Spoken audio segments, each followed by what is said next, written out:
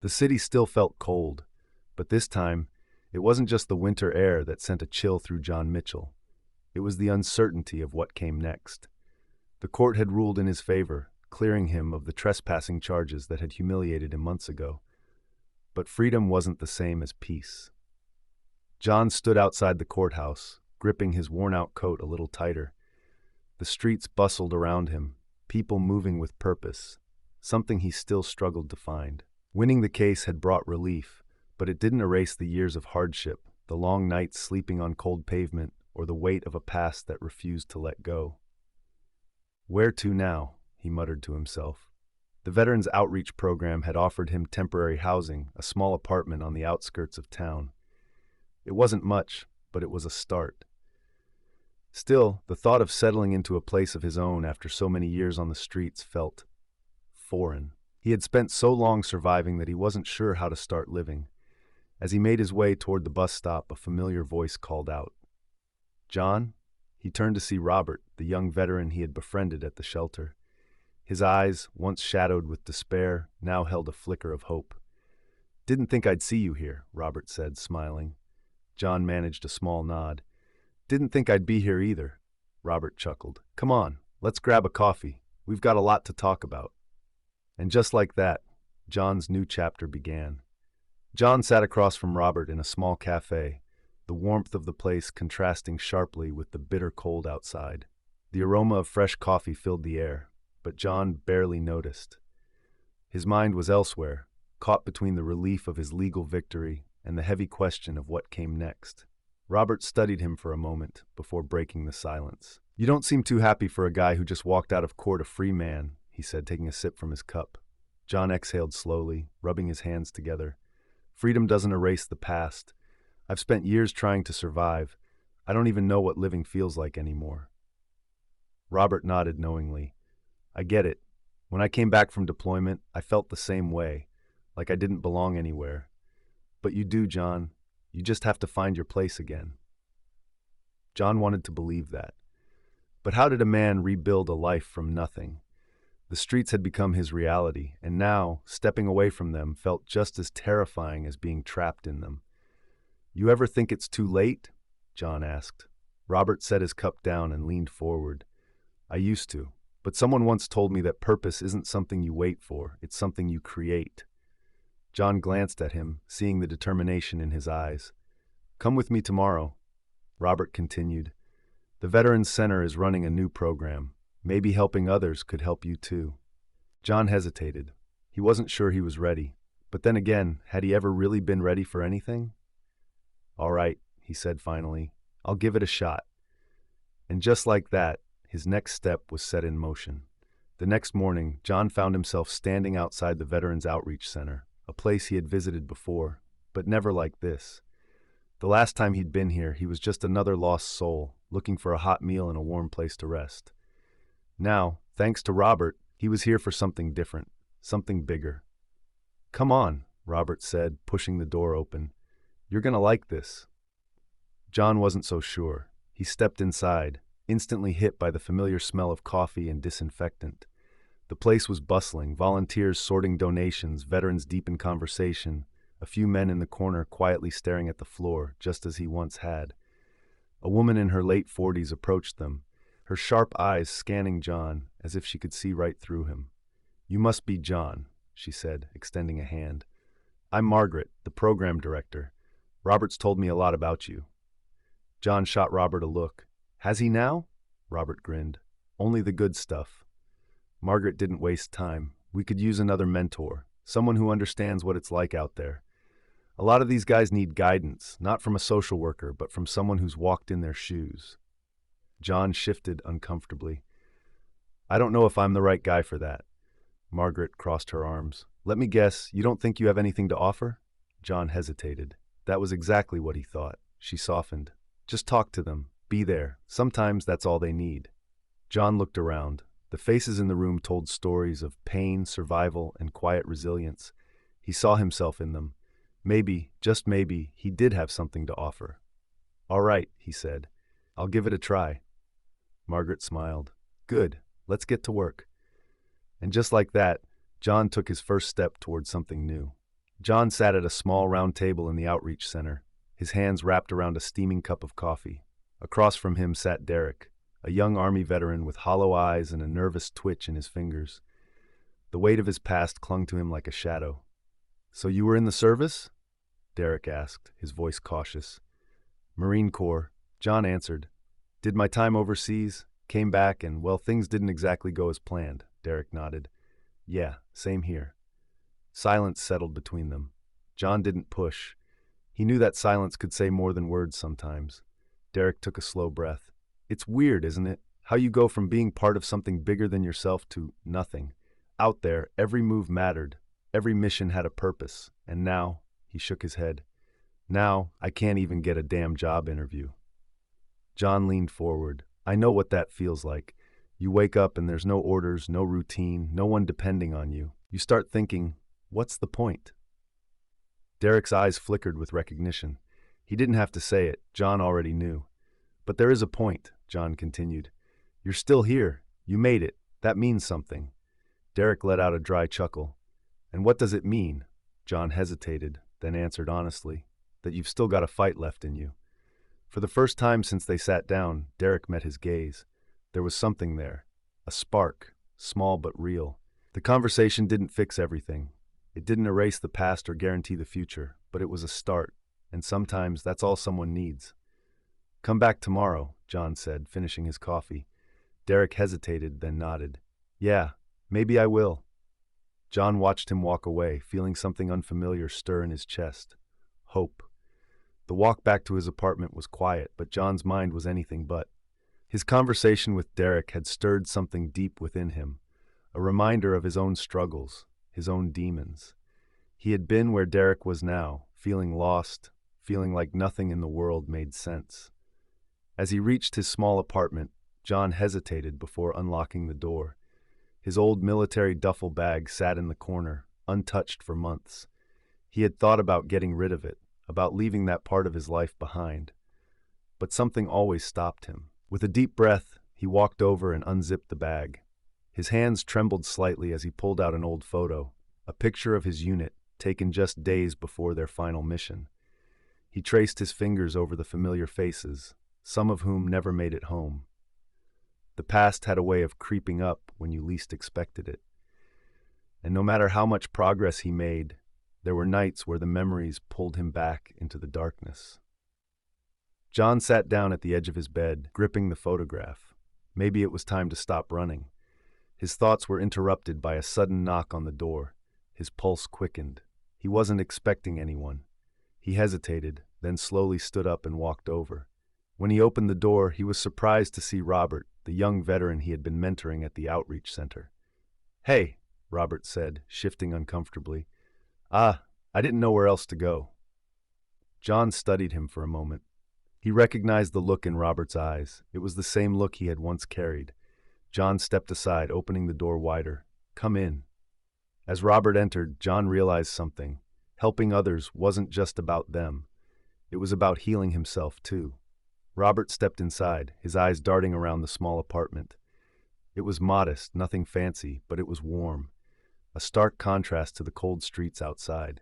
John motioned for him to sit while he walked over to the kitchen. "Coffee?" John asked, already reaching for the kettle. Robert nodded. "Yeah, thanks." The silence between them wasn't awkward. It was the kind of silence that spoke volumes. Two men who had seen things they didn't talk about, who had lost parts of themselves in battles that never really ended. As the coffee brewed, John studied Robert. The younger man's hands were fidgeting, his leg bouncing slightly. He was anxious, troubled. "Something on your mind?" John finally asked, handing Robert a steaming mug. Robert took a sip, staring down into the dark liquid as if searching for answers. "I don't know, man. Some days, it feels like I'm getting better, like I'm figuring things out." He exhaled, shaking his head. "Then other days, I wake up and it's like I never left the war." John understood that feeling all too well. The ghosts of the past had a way of creeping in, even when you thought you'd left them behind. "You're not alone in that," John said, leaning back in his chair. "I used to think I was, that no one else could understand. But the truth is, most of us feel it. We just don't talk about it." Robert looked up, something shifting in his expression. recognition, maybe even hope. "So what do you do?" Robert asked. "On the bad days?" John considered his answer. "I remind myself that I made it this far, that the war didn't take me even when it tried, and I keep moving, one step at a time." Robert nodded slowly. "One step at a time," he echoed.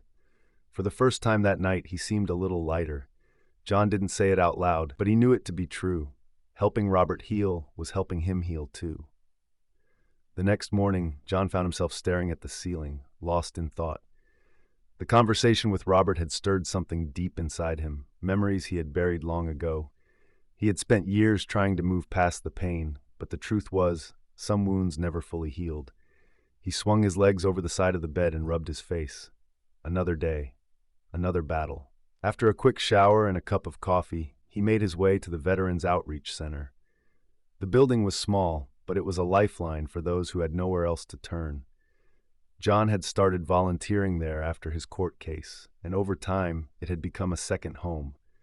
When he walked in, he was greeted with nods and murmurs of acknowledgement. These men and women, some older, some younger, had all served. They all carried burdens that most civilians would never understand. "Hey, John," a voice called from the back. It was Linda, one of the social workers. She was a tough woman, but she had a heart for veterans. "Robert's here. He asked for you." John nodded, making his way toward the common area. Robert sat at one of the tables, his fingers tapping against the wood, a nervous energy surrounding him. "Didn't think I'd see you again so soon," John said, pulling out a chair. Robert let out a dry chuckle. "Yeah, well, I figured I should stop waiting for things to fix themselves." He hesitated, then took a deep breath. "I want to help. I don't know how, but if there's something I can do here, I want to try." John studied him for a moment. This was a big step. "You sure?" Robert nodded. "I can't keep sitting around, man. If I don't do something, I'm going to lose my mind." John understood that feeling better than he liked to admit. "All right," he said finally. "We can start small. Let's see where you fit in." For the first time in a long time, Robert looked hopeful. And for John, helping someone else find their way meant he was finally finding his own. Robert showed up the next morning, just as John had hoped. He still carried that guarded expression, his hands shoved deep into his pockets, but there was something different about his posture. Less hesitation, more determination. John met him outside the outreach center, leaning against the brick wall, sipping his coffee. "Didn't scare you off yesterday, huh?" Robert smirked. "Not yet." Inside, the center was already buzzing with activity. A few veterans were gathered around a table, sorting through donated clothes, while others sat in quiet conversations, some lost in thought. Linda approached with a clipboard. "All right, since you're serious about helping, let's see what you can do." She handed it to Robert, who glanced over the list of tasks. "Sorting donations? Kitchen prep?" he muttered. "We start with the basics," John said. "Sometimes the simplest tasks make the biggest difference." Robert sighed but nodded. "Fine. Where do I start?" John led him to the back room, where shelves of supplies were stacked haphazardly. "A lot of guys come through here with nothing but the clothes on their backs. You'd be surprised how much a clean shirt can mean." Robert didn't reply at first. He picked up a folded jacket, running his fingers over the fabric. "I used to do this," he murmured. "Back in the service, making sure my guys had what they needed, even if it was just a fresh pair of socks." John saw the flicker of memory in his eyes, the pain of loss mixed with the responsibility of leadership. "You still can," John said quietly, "just in a different way." Robert swallowed hard but nodded. Yeah, I think I can." For the first time in months, maybe even years, he had a purpose. And purpose, John knew, was the first step toward healing. Days turned into weeks, and Robert became a regular at the outreach center. He wasn't the most talkative, but his work spoke for him. He showed up early, stayed late, and took on tasks without complaint. John watched the young man find his footing, just as he once had. One evening, after a long day, John decided to take a walk through the city. The cold air bit at his skin, but he didn't mind. The streets, once hostile and unforgiving, felt different now, less like a battlefield and more like a place of possibilities. He stopped at a small park, the same one where he had spent countless nights when he had nowhere else to go. The bench where he had once slept was still there, a reminder of how far he had come. As he stood there, lost in thought, a voice broke through the hum of the city. "Well, I'll be damned." John turned sharply, his muscles tensing instinctively. A man stood a few feet away, bundled in layers of tattered clothing. His face, partially hidden by a thick scarf, was familiar. "Mac?" John's voice was laced with disbelief. The man chuckled. "Didn't think you'd recognize me." Mac had been one of the few people John had trusted during his time on the streets. They had shared food, stories, and on the worst nights, the cold. Mac had always been a drifter, never staying in one place for too long. "What the hell happened to you?" John asked, stepping closer. Mac shrugged. "Same thing that happened to you. Life." John exhaled slowly. "Come with me. I've got a place. A warm one." Mac hesitated, but John saw something in his eyes, a flicker of hope. For the first time in years, John had the chance to help someone the way he had once needed help himself. John led Mac back to his apartment, the older man's footsteps hesitant but steady. It felt strange, almost surreal, to be the one offering help this time. Just months ago, he had been the one struggling to find a warm place to sleep. Now, he had the chance to change that for someone else. Inside, Mac looked around, his eyes scanning the small but comfortable space. "Didn't think I'd see you living like this," he muttered, almost in disbelief. John chuckled.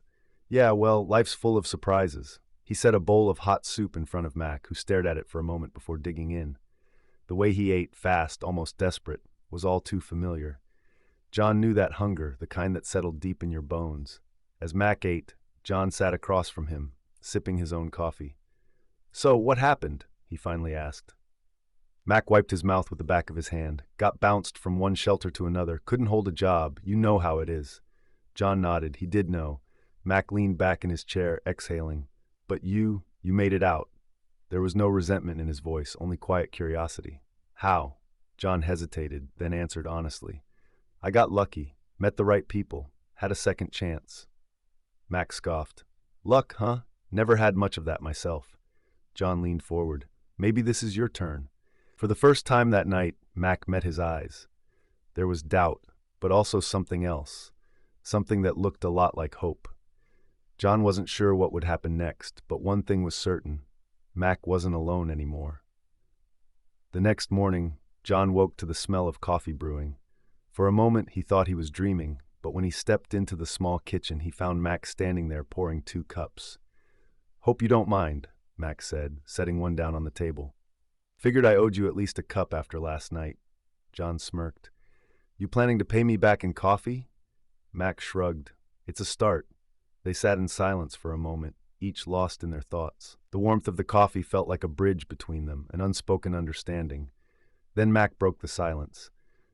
"I saw someone yesterday," he said, his voice lower than before. "Someone I never thought I'd see again." John frowned. "Who?" Mac hesitated, gripping his cup tightly. "A man named Charles Denton, used to be my commanding officer." John's stomach tensed. He knew that name. Denton had been a hard man, known for pushing his soldiers to their limits. Some said he cared about his men, but others had stories of orders that had gone too far. "Where did you see him?" John asked. "Downtown, near the courthouse." Mac exhaled. "Looked different, but I'd know him anywhere." John leaned back. "You think he recognized you?" Mac shook his head. "Doubt it, but seeing him again, it brought back everything. The war, the mistakes, the guilt." John understood that weight all too well. "Maybe this is your chance," he said carefully. "To face it, whatever it is." Mac let out a dry laugh. "You sound like some kind of counselor now." John smirked. "Nah, just a guy who's been there." Mac went quiet, staring at his cup. "Maybe it's time I stopped running." John nodded. "Maybe it is." Mac's revelation about Charles Denton lingered in John's mind long after their conversation ended. He had seen ghosts from his past before, but something about Denton's reappearance unsettled him. He knew Mac well enough to understand that whatever history they shared, it wasn't just an old war story. It was unfinished business. Later that afternoon, as John prepared for another shift at the Veterans Outreach Center, he found Mac sitting by the window, staring out at the city. His fingers drummed absently against the table, a habit John recognized as a sign of deep thought. "You planning to go looking for him?" John asked, breaking the silence. Mac exhaled sharply, shaking his head. "I don't know. Part of me says I should, but another part, it says to let it be." John pulled out a chair and sat across from him. You think he's got something to hide? Mac gave a bitter chuckle. Man like Denton? Always. But it's not just about him. It's about me. About who I was back then. The things I did. His voice grew quieter. The things I let happen. John studied him for a moment before speaking. You've spent years punishing yourself for things that can't be changed. But if you really want peace, sometimes you gotta face the past head on. Mac looked at him, searching his face for something. Maybe reassurance, maybe just understanding. Then, after a long pause, he nodded. Yeah, he muttered. Maybe you're right. A thought struck John. If Denton was at the courthouse, maybe he's involved in something. You want to find out what it is? Mac smirked, the old fire flickering in his eyes. You really think we can? John grinned. I know we can. And just like that, a new mission had begun. John and Mac sat in the quiet of the apartment, the weight of their conversation still hanging in the air. Charles Denton wasn't just some figure from Mac's past. He was a loose thread that could unravel something much bigger. All right, John said, leaning forward. Where do we start? Mac rubbed his chin, deep in thought. Last I heard, Denton had connections in the private security world. High-end contracts, the kind that don't always make it into public records. John frowned. Private security? You think he's running something shady? Mac scoffed. I know he is. Denton was always looking out for himself. If he's sniffing around the courthouse, there's a reason. They decided to do some digging, starting with the basics. John pulled out his laptop and started searching. The name Charles Denton brought up a handful of results: former military, dishonorable discharge, and a few corporate ties that led nowhere concrete. But then something caught his eye. He's tied to a company called Sentinel Operations, John murmured. Mac's expression darkened. Sentinel? That's more than just private security. They're mercenaries, hired muscle for the highest bidder. John clicked through articles, his stomach tightening with each new discovery. Sentinel Operations had been implicated in multiple scandals: excessive force, illegal surveillance, and even some government contract disputes. Whatever he's doing here, John said, looking up at Mac, it's bigger than we thought. Mac exhaled sharply. Then we better find out before it's too late. They had stumbled onto something dangerous, and they both knew it. But John had learned one thing from his time in the military and on the streets. Sometimes, you had to walk into the fire to uncover the truth. John and Mac knew they were onto something big, but they weren't the only ones paying attention. The next morning, as John stepped out of his apartment to grab coffee, he felt it, a presence. A pair of eyes watching him from across the street. His instincts, honed by years of military service, kicked in immediately. He didn't react, didn't turn his head, but he kept walking, letting his peripheral vision do the work. A black SUV sat parked across the street, engine running. The tinted windows made it impossible to see inside, but John knew someone was there. Someone who wanted him to know they were watching. Keeping his pace steady, he walked to the corner store, grabbed his coffee, and took a different route home. But when he turned onto his street, the SUV was gone. Inside, Mac was already awake, sipping his own coffee. One look at John's face, and he knew something was wrong. We're being watched, John said flatly. Mac exhaled sharply. Denton's people? Most likely. The timing is too perfect. Mac set his cup down and rubbed his temples. This means we're close, too close for their comfort. John nodded. Which means we need to move fast before they decide to do more than just watch. Mac's expression hardened. I'll make some calls. If Denton is involved in something illegal, there has to be a trail, and we're going to find it before he finds us. John glanced out the window, his body tense. He had faced danger before, but this time was different. This wasn't war, this was a hunt, and he wasn't about to become the prey. John and Mac knew they were running out of time. If Denton's people were watching them, it meant they were close, too close. They needed solid proof before the system buried the case under red tape and corruption. Mac spent the rest of the morning making calls, reaching out to contacts he had built over the years. John, meanwhile, went through the court documents again, looking for anything they might have missed. And then he found it. A name buried deep in the paperwork, Daniel Fisk. He was listed as a witness for the prosecution, but there was something odd about it. His statement was vague, almost rehearsed, and his address was an old, abandoned lot on the outskirts of town. Mac, look at this, John said, sliding the document across the table. Mac scanned the paper, his eyes narrowing. Fisk? I know that name. He used to work for Denton before he disappeared. John's heart pounded. You think he's still alive? If he is, he might be the one person who can bring Denton down. They exchanged a glance. This was it, the missing link. We need to find him, John said. Mac nodded. And we need to do it before Denton does. They grabbed their coats and headed out. The clock was ticking, and now, more than ever, they needed to move fast. The truth was out there, and John wasn't going to stop until he found it. John and Mac drove through the city streets, their destination clear, an old industrial district on the outskirts of town, where Daniel Fisk's last known address had been listed. The place had been abandoned for years, a crumbling ghost of what once was. As they pulled up to the lot, a cold wind howled through the rusted metal structures, adding to the eerie silence. The place looked deserted, but John had learned to trust his instincts. Something about this didn't sit right. Mac checked his phone. No records of Fisk for the past 5 years. Either he's dead or he's been hiding. John exhaled, his breath visible in the frigid air. We need to find out which one. They stepped out of the car cautiously, scanning the surroundings. The buildings were in various states of decay, with shattered windows and graffiti-covered walls. As they approached the entrance of a rundown warehouse, Mac pointed at the door. It had been recently used. John knocked firmly. No response. He tried again. Daniel Fisk, he called out. Silence. Then from inside, a shuffle. Someone was there. Mac reached for his gun, but John motioned for patience. We're not here to hurt you, he said. We just need to talk. More silence. Then, after what felt like an eternity, the door creaked open just an inch. Deputy Mayor Richard Calloway. John exhaled sharply. Calloway was a respected figure, someone who had built his reputation on cleaning up the city. He had spoken out against crime, homelessness, and corruption, yet his name was right there, tied to the conspiracy that had destroyed John's life. This can't be real, Mac murmured, but the grim look on Fisk's face said otherwise. I was just a small part of it, Fisk admitted.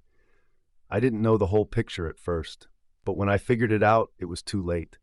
They made sure I disappeared, just like they did to you. John gritted his teeth. Why me? Why go this far? Fisk sighed. Because you were speaking out. You were pushing for better treatment of veterans.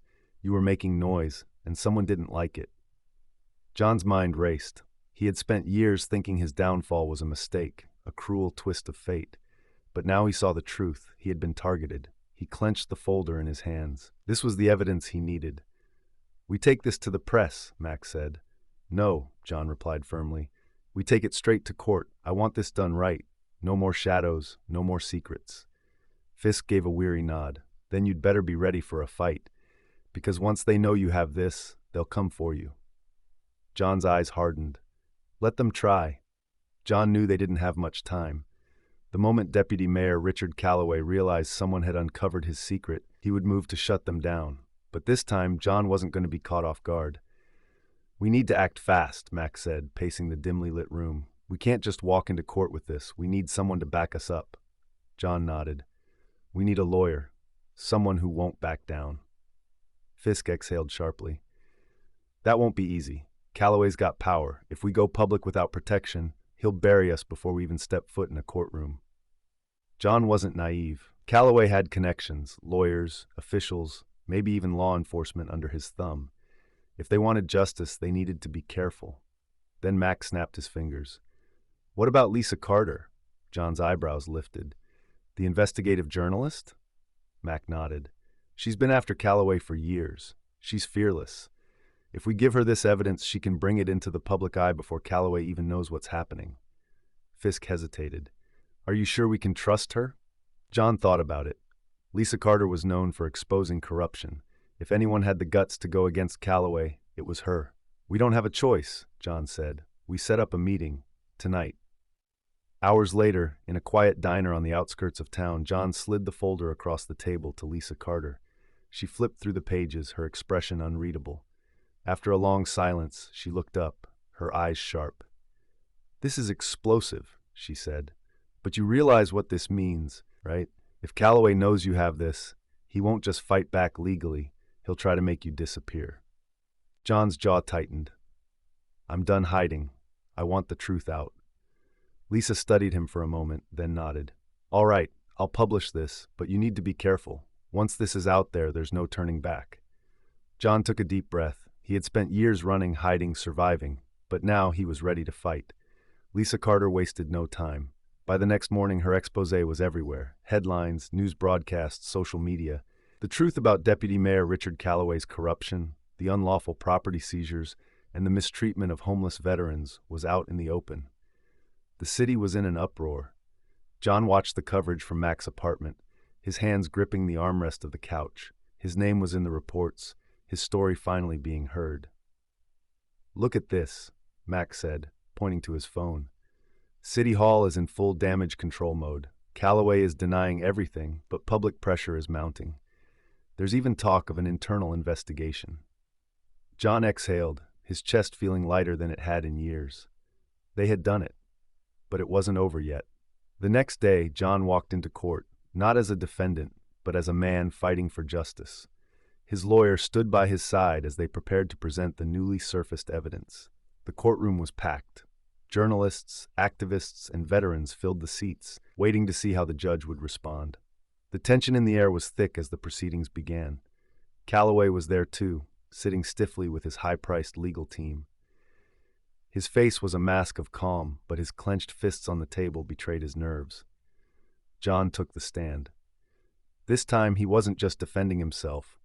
He was exposing a system that had failed too many. He spoke about the harassment he endured, the unfair accusations, and the abuse of power that had led him here. The judge listened carefully, his expression unreadable. Then, after a long pause, he spoke. Given the new evidence, all charges against Mr. Mitchell are dismissed. Furthermore, this court will request an independent investigation into the allegations against Deputy Mayor Calloway and his administration. The courtroom erupted. Reporters scrambled to document the moment. John closed his eyes for a brief second, letting the relief wash over him. Outside the courthouse, the crowd cheered as John stepped onto the steps. Lisa Carter approached him, microphone in hand. John, you've just won your case, and now the city is demanding accountability. What's next for you? John looked out at the people, his people, fellow veterans, homeless advocates, everyday citizens who had come to support him. He had spent years lost, unseen, but not anymore. I'm not done, he said firmly. There are still too many people out there fighting to survive. I plan to make sure they're heard. No one should go through what I did. The crowd erupted in applause. John felt a hand clap on his shoulder. Robert, standing beside him, no longer just a struggling veteran, but a friend and an ally. As he walked down the courthouse steps, John knew one thing for sure. His fight had only just begun. But for the first time in a long time, he wasn't fighting alone. If you were moved by John's story, now is the time to take action.